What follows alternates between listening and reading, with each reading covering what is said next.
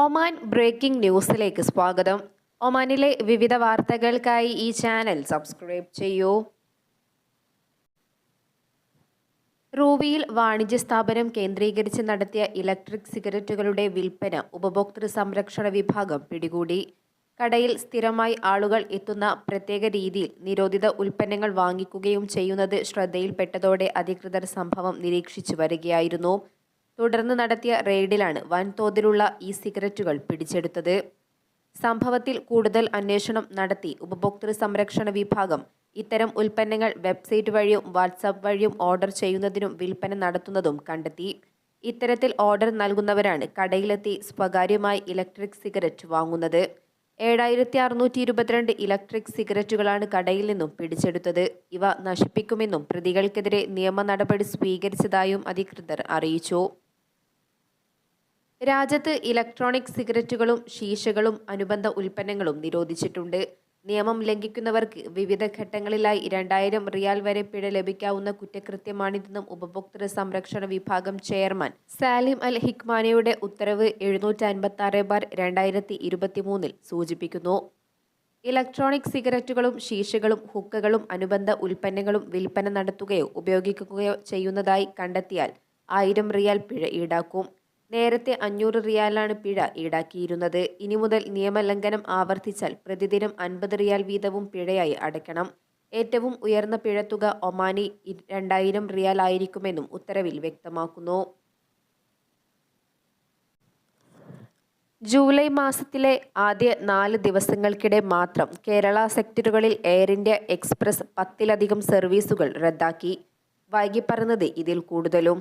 അടുത്ത ദിവസങ്ങളിലെ നിരവധി വിമാനങ്ങൾ റദ്ദാക്കിയതായും വൈകുമെന്നും യാത്രക്കാർക്ക് ഇതിനോടകം സന്ദേശം ലഭിക്കുകയും ചെയ്തു.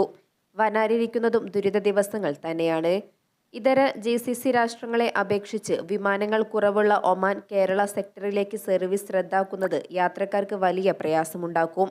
ഉദ്ദേശിക്കുന്ന സമയങ്ങളിൽ മറ്റ് വിമാനങ്ങൾ ലഭ്യമല്ലാത്തതും ലഭ്യമായ വിമാനങ്ങളിൽ ടിക്കറ്റിന് വലിയ തുക നൽകേണ്ടി വരുന്നതുമെല്ലാം പ്രവാസികൾക്കുമേൽ വലിയ പ്രതിസന്ധിയാണ് ഉണ്ടാക്കുക.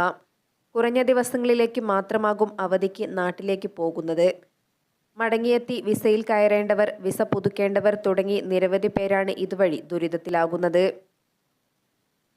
വിമാന കമ്പനികളുടെ നിരുത്തരവാദിത്തപരമായ പ്രവർത്തനങ്ങൾ ബാധിക്കുന്നത് ട്രാവൽ ഏജൻസികളെയാണ്.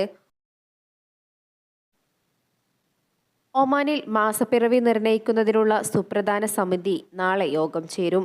ഹിജ്റ വർഷാരംഭമായ മുഹറം മാസപ്പിറവിയുമായി ബന്ധപ്പെട്ട് രാജ്യത്തെങ്ങും നിരീക്ഷണ സംവിധാനം ഒരുക്കിയിട്ടുണ്ട്.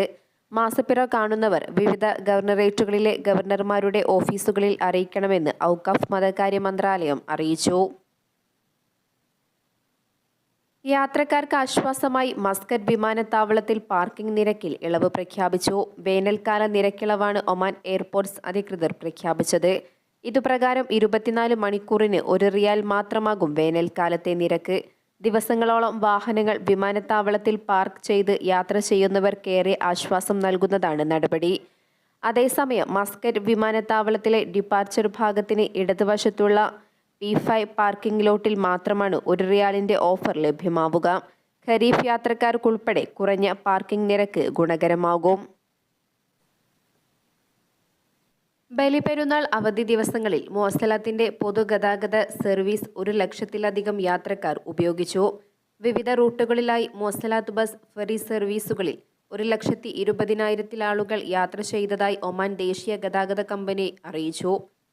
മൊസലാത്ത് ബസ്സിൽ 1,20,000 അധികവും ഫെറി സർവീസുകളിൽ 7,000 ആളുകൾ യാത്ര ചെയ്തു.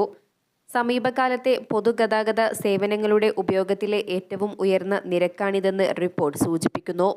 സാധാരണക്കാരായ ആളുകളും കുറഞ്ഞ വരുമാനക്കാരായ വിദേശികളുമാണ് മൊസലാത്ത് സർവീസുകൾ കൂടുതൽ ഉപയോഗപ്പെടുത്തിയത്.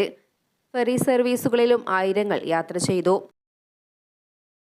ബുറൈമി ഗവർണറേറ്റിൽ റോയൽ ഒമാൻ പോലീസ് നടത്തിയ പരിശോധനയിൽ തൊഴിൽ താമസ നിയമങ്ങൾ ലംഘിച്ച പ്രവാസികൾ അറസ്റ്റിലായി. വിവിധ ഭാഗങ്ങളിൽ നിന്നായി 11 പേരെയാണ് പിടികൂടിയത്. മഹദ സ്പെഷ്യൽ ടാസ്ക് ഫോഴ്സുമായി സഹകരിച്ചായിരുന്നു പരിശോധന. പിടിയിലായവർക്കെതിരെ നിയമ നടപടിയും സ്വീകരിച്ചു. കഴിഞ്ഞ ദിവസങ്ങളിൽ വിവിധ ഗവർണറേറ്റുകളിൽ നിന്നും തൊഴിൽ താമസ നിയമങ്ങൾ ലംഘിച്ച നിരവധി പ്രവാസികളെ പിടികൂടിയിരുന്നു. ഏഷ്യൻ രാജ്യക്കാരുൾപ്പെടെയുള്ളവരാണ് അറസ്റ്റിലായത്. ഒരു മാസത്തിനിടെ 700-ൽ പരം ആളുകളെ നാടുകടത്തുകയും ചെയ്തു. പരിശോധന ശക്തമാക്കാനാണ് ഒമാൻ മന്ത്രാലയം തീരുമാനം.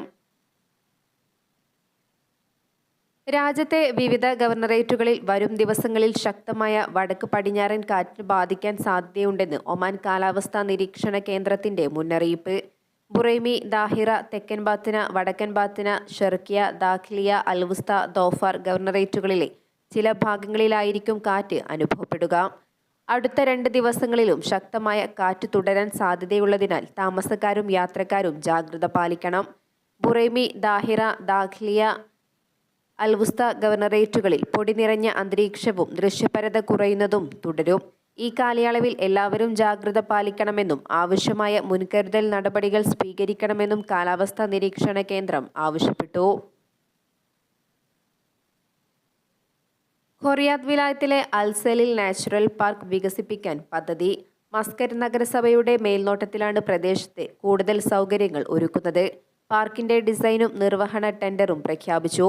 പ്രദേശത്തിന്റെ പ്രകൃതിദത്ത ഘടകങ്ങൾ പ്രയോജനപ്പെടുത്തുകയും സന്ദർശകർക്ക് ആസ്വദിക്കാനുള്ള ഹരിത സ്ഥലമാക്കി മാറ്റുകയുമാണ് പദ്ധതിയിലൂടെ ലക്ഷ്യമിടുന്നത്. മരുപ്പച്ചകൾ, പൊതു സേവന മേഖലകൾ, ക്യാമ്പിംഗ് പ്രവർത്തനങ്ങളും അനുബന്ധ സേവനങ്ങളും, നടപ്പാത, ബൈക്ക് ട്രയൽ, ലൈറ്റിംഗ് ശൃംഖല, ജലസേചന സംവിധാന ശൃംഖല, തണലുള്ള ഇരിപ്പിടങ്ങൾ എന്നിവ പാർക്കിൽ ഉണ്ടാവും. സൗദി അറേബ്യയിൽ വീട്ടുജോലിക്കാർക്ക് നിർബന്ധിത ആരോഗ്യ ഇൻഷുറൻസ് തിങ്കളാഴ്ച മുതൽ പ്രാബല്യത്തിൽ വന്നു. ഒരു സ്പോൺസറുടെ കീഴിൽ 4-ൽ കൂടുതൽ വീട്ടുജോലിക്കാരുണ്ടെങ്കിൽ ആരോഗ്യ ഇൻഷുറൻസ് നിർബന്ധമാണെന്ന് അധികൃതർ അറിയിച്ചു. കോപേയ്മെന്റ് ഇല്ലാതെ ആശുപത്രി പ്രവേശനം, പരിധിയില്ലാത്ത അത്യാഹിത വിഭാഗം ചികിത്സ, പ്രതിരോധ കുത്തിവയ്പ്, മെഡിക്കൽ പരിശോധന എന്നിവയും ഇൻഷുറൻസിൽ ഉൾപ്പെടും. UAE ഉൾപ്പെടെ മറ്റ് ഗൾഫ് രാജ്യങ്ങളിലെയും പ്രവാസികളെ വീണ്ടും ദുരിതത്തിലാക്കി എയർ ഇന്ത്യ എക്സ്പ്രസ് സർവീസുകൾ മുടങ്ങി. പൈലറ്റ് ഉൾപ്പെടെയുള്ള ജീവനക്കാരുടെ കുറവ് മൂലമാണ് 2 ദിവസങ്ങളിലായി 8 സർവീസുകൾ കമ്പനി റദ്ദാക്കിയത്. ഇന്നലെ കണ്ണൂരിലേക്കുള്ള അബുദാബി, ഷാർജ, ദോഹ സർവീസുകളും കണ്ണൂരിൽ നിന്നും ഷാർജ, ദോഹ എന്നിവിടങ്ങളിലേക്കുമുള്ള സർവീസുകളും റദ്ദാക്കി. കോഴിക്കോട് നിന്നും ഷാർജയിലേക്കുള്ള 6 മണിയുടെ സർവീസും രാത്രി 10:10 അബുദാബി സർവീസും റദ്ദാക്കി. കോഴിക്കോട് നിന്നും ഇന്ന് രാവിലെ 9:30 റാസൽ ഖൈമ സർവീസും റദ്ദാക്കി. 2 ദിവസങ്ങളിലായി കോഴിക്കോട്ട് നിന്നുള്ള 3 സർവീസുകളാണ് നടക്കാതിരുന്നത്. യാത്രക്കാർക്ക് പകരം സംവിധാനങ്ങൾ ഏർപ്പെടുത്തണമെന്ന ആവശ്യം പ്രവാസികൾക്കിടയിൽ ശക്തമായിട്ടുണ്ട്. രാജ്യത്ത് കാറ്റ് ശക്തമായതോടെ മരുഭൂമിയിൽ നിന്നും മണ്ണ് റോഡിലേക്ക് നീങ്ങി. ഐമ തുംറൈത്ത് പാതയിൽ റോഡിലാണ് മണ്ണിറങ്ങിയത് മൂലം യാത്രക്കാർക്ക് പ്രയാസം നേരിട്ടത്. യാത്രക്കാർക്ക് മുന്നറിയിപ്പുമായി റോയൽ ഒമാൻ പോലീസും രംഗത്തുണ്ട്. ഇതിലെ യാത്ര ചെയ്യുന്നവർ ശ്രദ്ധിക്കണമെന്നും പോലീസ് ആവശ്യപ്പെട്ടു. നേരത്തെയും ഇവിടെ കാറ്റ് ശക്തമാകുന്ന സമയങ്ങളിൽ മണ്ണ് റോഡിലേക്ക് നീങ്ങാറുണ്ട്. അധികൃതരുടെ നേതൃത്വത്തിൽ മണ്ണ് നീക്കം ചെയ്ത് സുഖകരമായ യാത്രയ്ക്ക് വാഹനങ്ങൾക്ക് അധികൃതർ സൗകര്യം ഒരുക്കുകയാണ് പതിവ്.